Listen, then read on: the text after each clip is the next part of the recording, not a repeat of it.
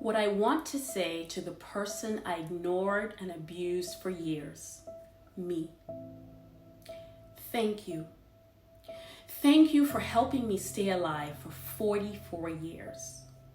Thank you for keeping me safe, even though I disconnected from you as a child because of trauma. As I grew older and fell into addiction, I abused you with unhealthy food, alcohol, and drugs. I put you in life-threatening situations like blackout drinking and driving, one-night stands with people I didn't know, and prescription pills mixed with alcohol. Yet you still protected me. Thank you so much. I also did not give you the things you needed to thrive, like regular rest, exercise, therapy, doctor visits, dental appointments. But you still function day after day after day after day after day. I could count on you. Thank you for having my back.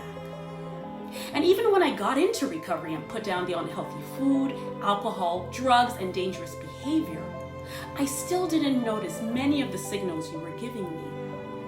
I was taking better care of you, but I still pushed you when you were tired, and I did not give you enough rest or exercise. I also couldn't fully pay attention to your messages about my work situation. On some level, I knew that the jobs I had were not aligned with who I was or my energy levels. But I continued. I was listening to everyone else, family, friends, society, but not to you. When you had episodes of exhaustion and fatigue, I didn't step back and reevaluate my job situation. I pushed you.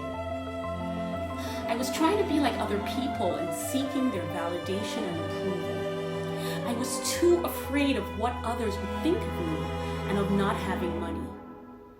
It was not until the mental breakdown, when you had reached your breaking point, that I was really forced to listen. And as rough as the breakdown was, I know it could have been so much worse.